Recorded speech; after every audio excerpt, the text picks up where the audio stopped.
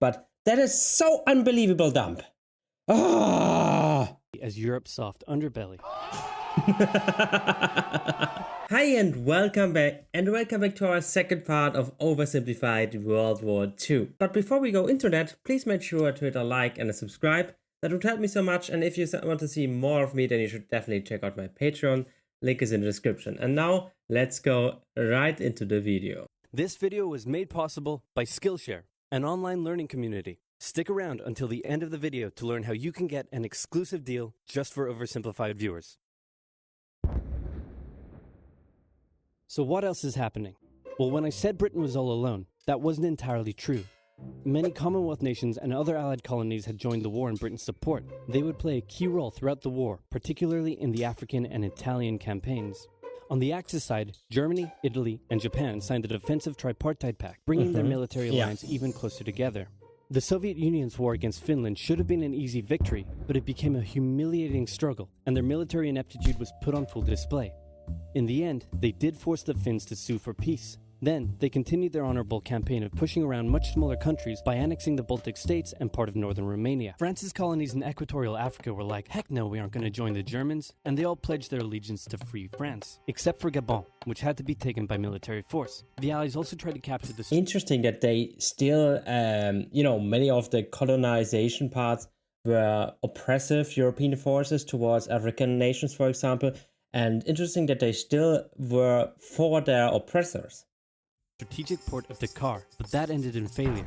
Mussolini had seen Hitler's successes, and he thought now it was Italy's time to shine. So he tried to take British Somaliland, and that went pretty well. Then he tried to take Egypt, and that went less well. Then he tried to take Greece, and that went really badly. Churchill began referring... Italy was so bad. Oh, I don't know. Why did we two times said, oh my god, I want to have Italy on my team. I don't know, they are so bad. Badly. Churchill began referring to Italy as Europe's soft underbelly. True. He began favoring a military campaign from the south and started sending British troops to Greece. All of this had Hitler pretty concerned, and he moved to protect his southern... He had been getting friendly with Hungary and twisted their arm into signing the tripartite pact and joining the Axis powers. Romania was also eager to join for protection against the Soviet Union. The tripartite pact was designed to prevent any other countries from deciding to join the Allies, specifically Britain's old ally, the pesky United States of America. When war first broke out, American public opinion was strongly against joining in. In 1940, there was an election. The Republican candidate said, I will not send any young Americans to die in Europe. And sitting President Franklin D. Roosevelt said, I will also not send any young Americans to die in Europe. Unless I have to, then I might. And Roosevelt won. Churchill asked him to join the war, but Roosevelt said, no can do, Winston. But you know what? Here, have some weapons. America began supplying the Allies with food and munitions, but there was one problem. I don't get why America was on Britain's side, to be honest. I mean, I don't know, why is America always on Britain's side? I mean, they were the ones that wanted to have you still as their colony, so I would be like, sure, I'm not on their side, but okay. Thousands of Allied supply ships in the Atlantic, including American ones. If the Germans could sever Britain's supply line, the UK would starve. Throughout the war, the Allies had to come up with better technology to fight the U-boats. Improved radar, aircraft with longer range, better weaponry and convoy tactics. At one point, a man even called a meeting and said, Pikecrete. You take some wood, you take some ice, you put them together, you get Pikecrete. And then he pulled out a gun and shot some wood and it shattered. And then he shot some Pikecrete and the bullet ricocheted off it and hit someone else in the conference room. What? Then they tried to make a Pikecrete aircraft carrier, but that idea was scrapped because that's a really dumb idea. Yes. In the end, Alan Turing and his team of codebreakers cracked Germany's Enigma code, and the U-boats gradually became less... With the help of some Poles, they are very proud of that they actually did most of the work, so I have to say that they helped as well. And less of a threat. Back in Africa, Britain decided to push Italy out of Egypt. Hey, that was pretty easy, so they kept going. Hitler realized he was going to have to finally step in and do something. He went to Bulgaria and Yugoslavia and said, hey, I'm going to move troops through you to get to Greece, so either join us or, be invaded. Bulgaria opted to join them. Yugoslavia opted to be invaded. Then Greece finally fell to the joint Germany. To be invaded. That's a nice way to put it. Italian invasion. The British had moved troops from North Africa to fight in Greece, which helped Rommel and his tank divisions push the British back to Egypt, and they could have kept going, but a small, mostly Australian force held out under siege for 8 months, denying the Germans a strategic port city and disrupting their supply line. Despite having some success in the Middle East, the British didn't seem like any real threat for now. Hey, Soviet Union, look out! With 3... I still don't understand. You know, I like that this happened in the end because therefore Hitler fell and, you know, we are now a democracy. But I still don't get it until this day. You know, you are controlling quite much stuff. Now, maybe go for a peace treaty or something like this, or maybe crush Britain. But why? Why do you have to open another front? It is so unbelievable dumb. And again, I'm very glad that, you know, Germany in general is good that it doesn't exist like this, because maybe Germany otherwise had won the war, I don't know, you know. But so it's good that this happened, although of course many people died, which is of course not good. But that is so unbelievable dumb. Ah. 3 million troops, Hitler launched the largest ground invasion. Especially because, you know, 200 years earlier, or 140 years earlier, 130 years even, Napoleon did the same thing. He started in the summer and then went there in the winter and got absolutely obliterated. And what does Hitler do? Well, let's start in the summer. What could happen? Exactly the same thing! History, and Stalin was far from ready. Both Churchill and Roosevelt had warned him of an impending attack, but he dug his head in the sand and the Soviets didn't stand a chance. Germany made staggering progress, with huge encircling movements capturing mind-boggling numbers of Russian troops. 250,000 at Bialystok, Minsk, 300,000 at Smolensk. If you like this video, please hit a like, and if you want to see more of me, I would love if you subscribe. Thank you so much for that. Nearly 700,000 at Kiev, and again at Vyazma and Bryansk. Leningrad was put under a siege that would last an insufferable 4 years. The invasion of Russia had been Hitler's main ideological goal from the beginning, and his hatred for the ethnic peoples there was now on... I don't get what you want there. The temperatures are really shit. You know, you are way too far away from the coast. It's really not that nice. What do you want there?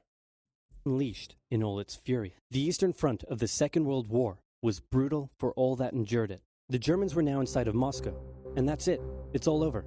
But then it happened. It got cold. Stupid cold. Hitler had hoped the Soviets would give up before winter, but they kept fighting. His commanders came to him and said, "Can we please dig in for the winter and wait until spring?" "No. Keep going." "But oil is literally freezing inside our vehicles." "That's fine. Keep going." "We're having to leave the corpses of our frozen horses by the side of the road so we can still find our way in the snowdrift." "Perfectly normal. Keep going." Hitler hadn't given his millions of men winter clothing. Why? And supplies, because he thought he really should have won by now. Then, Stalin called in troops from the Siberian front, specially trained to fight in the extreme cold, and the Germans were no match. They were now being pushed back. Somehow they always remind me about stormtroopers, you know, like the snowtroopers a little bit. I don't know. When I see people that look like that, it reminds me always about the snowtroopers from Star Wars. Fight in the extreme cold, and the Germans were no match. They were now being pushed back. They had no choice but to dig in and wait for winter to end. Germany's victories were staggering, and Japan was eager not to miss the victory bus. Their war in China had come to a standstill, but they wanted to keep expanding their sphere of influence and getting those sweet, sweet raw materials. They began making plans to expand southward, but there was a problem. Southeast Asia was heavily colonized by America and Great Britain. It was also full of ocean. Ocean meant naval combat, and there was no way the Japanese Navy could stand up to the US and the UK. So they thought, wouldn't it be nice if we could destroy their navies before we begin our conquest? And so it was. On December 7th, 1941, the Japanese launched a surprise air raid on the US Pacific Fleet at Pearl Harbor and inflicted a huge amount of damage. They also attacked British colonies in Southeast Asia. Roosevelt had no choice but to declare war on Japan, and so did Churchill. Hitler then declared war on America, even though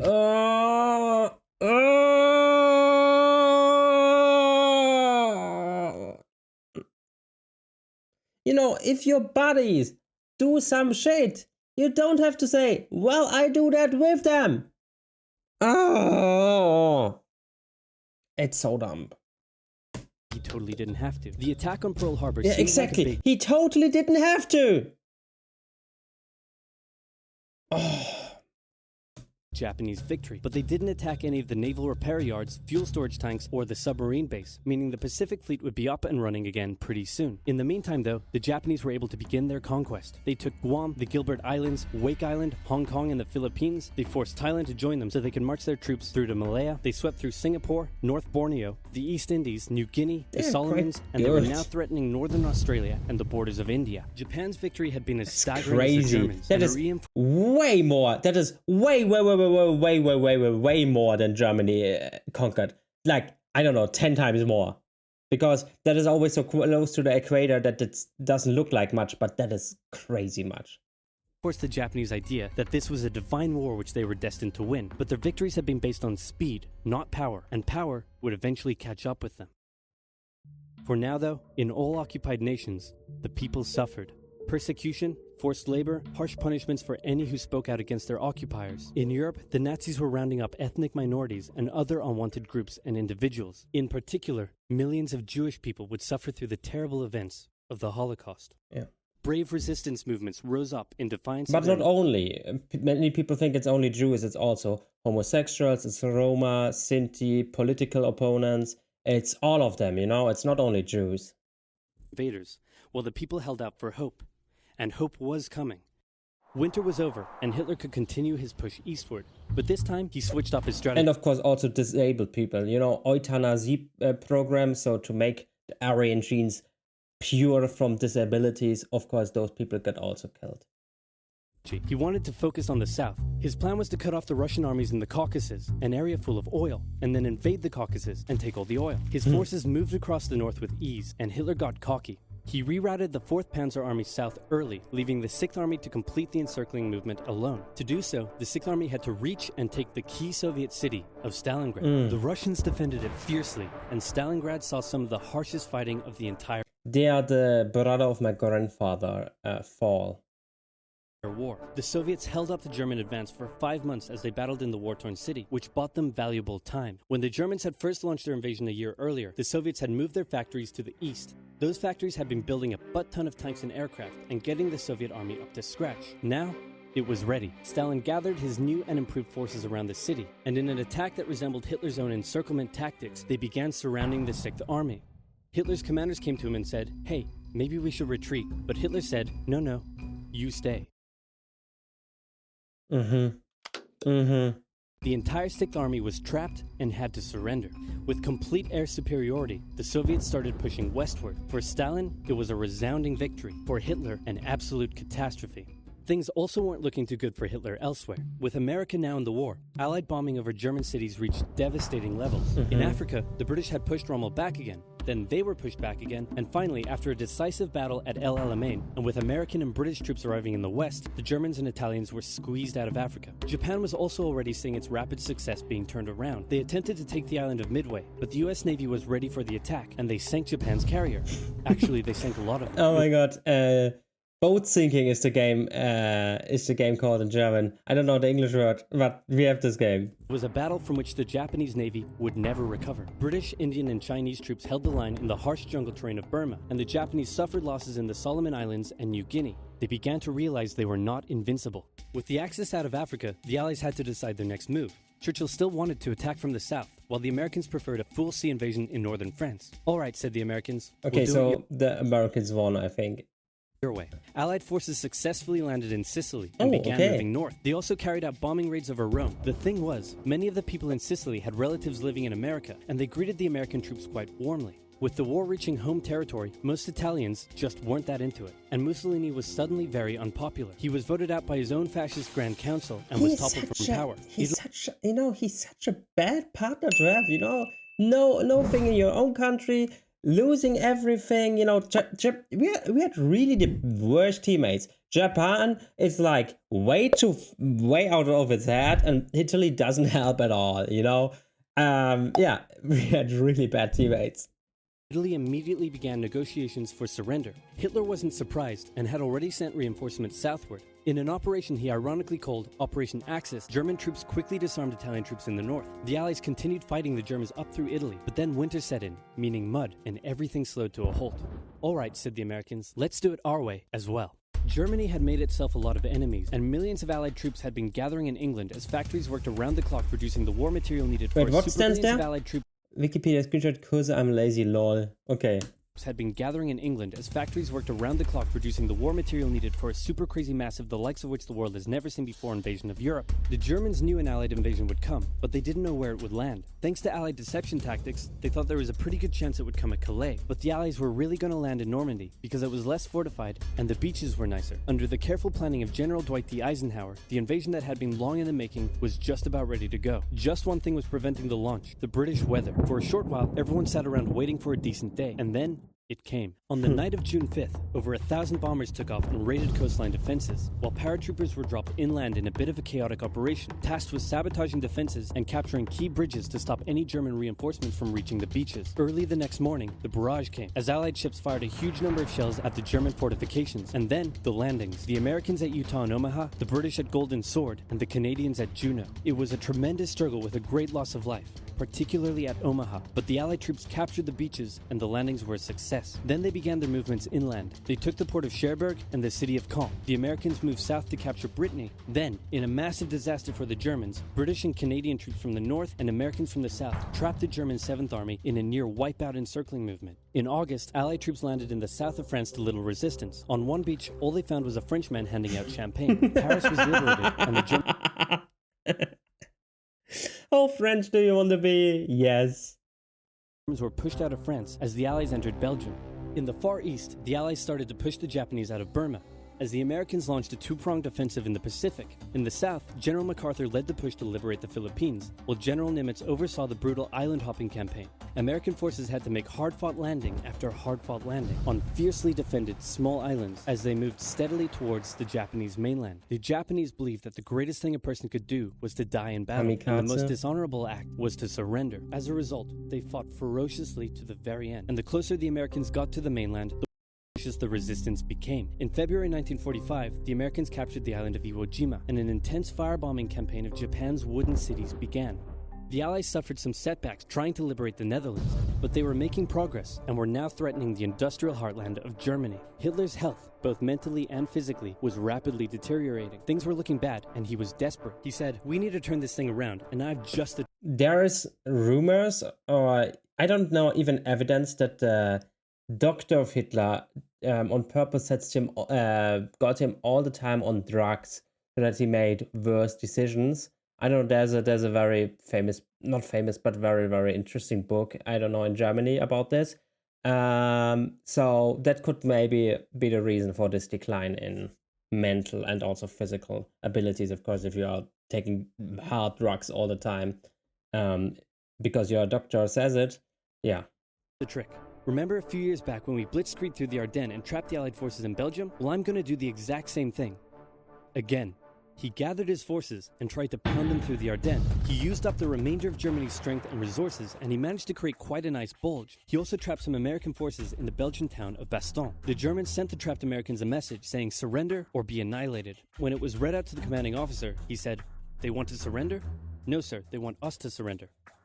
Nuts! And that's what they sent off as their official reply. General Patton's Third Army then managed to break the siege from the southwest, and the Germans were pushed back. Hitler's last-ditch attempt had failed, and what followed was a total collapse of the German forces. The Allies pushed into Germany from both sides. The Soviet Union took Warsaw and kept pushing to Berlin. In his bunker, Hitler realized all hope was lost. Berlin fell, and with it, Hitler's dreams of a great German empire. Two of the Axis nations had been knocked out. One to go. The Americans began their assault on Okinawa, the last island before they would reach the Japanese mainland.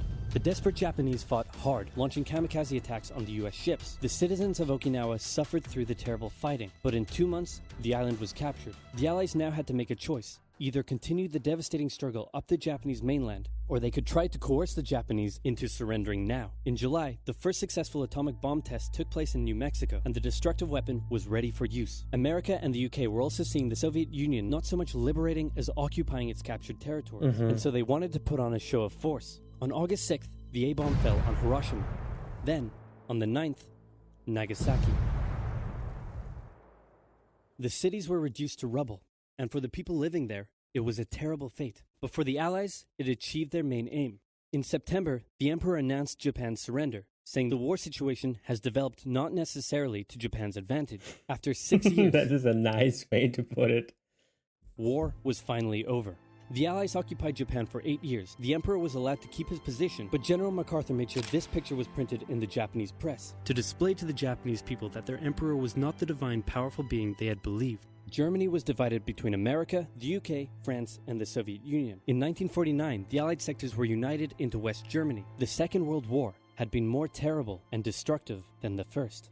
In its aftermath, two major superpowers with two very different ideologies had come out victorious, and the tension between the two of them would create a new kind of war. A very, very cold one. Wow, Churchill, that looks just like me. And your app is doing really well. And this quesadilla you made is to die for. How'd you learn to do all this stuff? I used the link in the description to get 2 months of Skillshare for just 99 cents. Well, it was an awesome video. I had quite many laughs, but in general, as a German, it's always weird because, you know, I think if you are American, for example, you're always like, yes, America, go. As a German, you can't really do that because on one hand, of course, you like that if Germany progresses because it's your country, but at the same time, you think like, wait, this is actually not good if I like that, because that is not the Germany that we know today, not the democratic Germany, but the fascistic Germany. So it's always a weird feeling, and also you don't want to seem like you are one that likes that Hitler advances. Although, you know, Germany has done very, very bad things, but I wouldn't say that the US or the UK, for example, have done not very, very bad things in their history as well, with slave trade, with all of the colonizations and everything, especially them or the UK. So, and I think maybe that all of this is just even more present because it's way closer. And also, of course, because it was way more diabolical. But yeah, it's always very weird to have this very weird thing, because, you know, you want to cheer for your country, but you can't. And yeah, it's just very weird. And especially in Germany, that is why I can be here a little bit even more proactive and say, oh my god, Hitler was so dumb, blah, blah, blah, blah, blah. Because if I would say this in Germany, I would get very weird looked at, because saying anything that could lead to, you know, oh my god, yeah, or saying, wow, Germany did actually pretty good in the first half of the war, is seen as very, wait, are you supporting what the Nazis did earlier? And I'm like, no, I'm just thinking, wow, I didn't know that our little Germany could defeat so many countries. Not that, you know, defeating people and killing people is good, but it's anyways quite a thing that I didn't know that Germany could do. So yeah, it's always very weird to handle all of those topics, because yeah, it's just weird, because you're used to, for example, from sports or anything, to cheer for your country, right? You think like, yes, Germany develops, but here it's like, yes, Germany develops or goes in front, but it's not the Germany way, you know, because Germany in football, for example, soccer for you, you know, I can stand for this Germany because there is democracy and everything, but I can't stand for that Germany because that is not what my values are standing for. So it's always weird because it has the same name and it is the same, you know, it is the ancestors of some of our peoples, but it's just weird. Yeah, I just wanted to say this because I think in the last video I got also weird messages from weird people that say very weird stuff. So I just wanted to tell this again. You know, I am not at all pro anything what the Nazis did or anything at all. And it's also not that I have to censor those videos because of Germany. Just want to let you know this, but because of YouTube, so an American company. So although Germany doesn't want that you say anything good about the Nazis, which is very logical because we don't want that this will ever happen again, you can talk, of course, about them. As long as you don't say, oh my god, what they did were not, you know, were great or something like that. If you say that, then you have a pretty hard time in Germany and you will get to jail probably.